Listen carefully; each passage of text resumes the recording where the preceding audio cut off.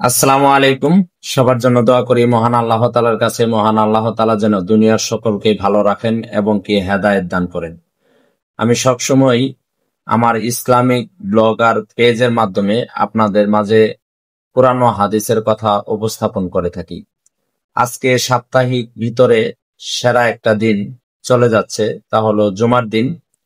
আমরা অনেকেই জুমার দিনের নামাজও পড়ার জন্য মসজিদে ঢুকি না।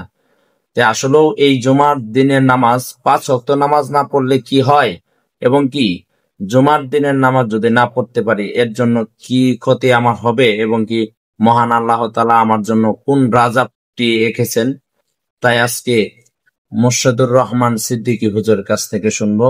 হুজুর আজকে বিস্তারিত আলোচনা করবেন অল্প কিছুক্ষণ সময়ের ভিতরে ইনশাআল্লাহ। আসসালামু আলাইকুম ওয়া রাহমাতুল্লাহি ওয়া বারাকাতুহু। প্রিয় ভাই ও বোনেরা, যে যেখান থেকে দেখবেন ভিডিওটি, সকলকে আন্তরিক মুবারকবাদ জানাচ্ছি।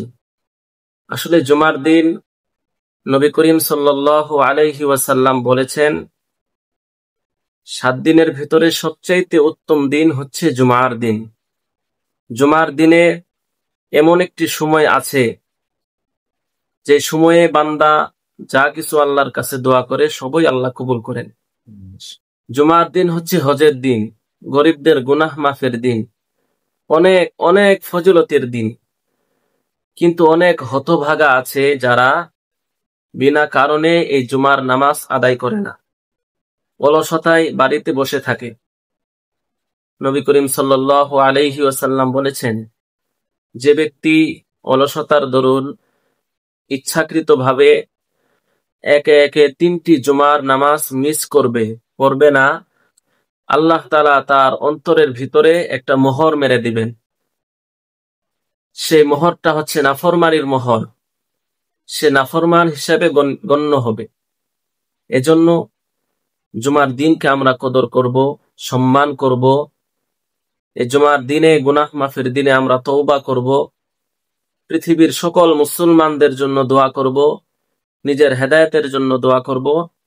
আল্লাহ তাআলা আমাদেরকে এই জুমার দিন, শুক্রবারের দিন, তার সম্মান রক্ষা করা তৌফিক দান করুন।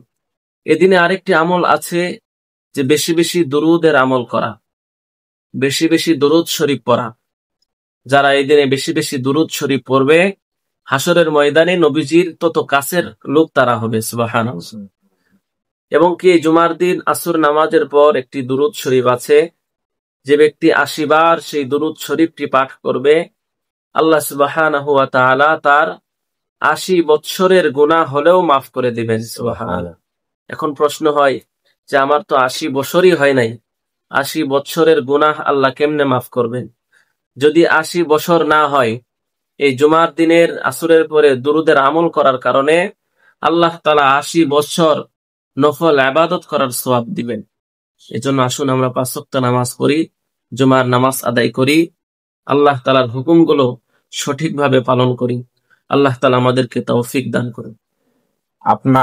আমি আর একটা কথা হুজুর কাছ থেকে শুনবো। আমি 5 ওয়াক্ত নামাজ পড়ি না, এটার জন্য কি আযাব এবং কি এই জুমার দিনে যে নামাজ না পড়ার জন্য দুইটাই কি আলাদা আযাব নাকি একই আযাব আমাকে ভূষণ করতে হবে?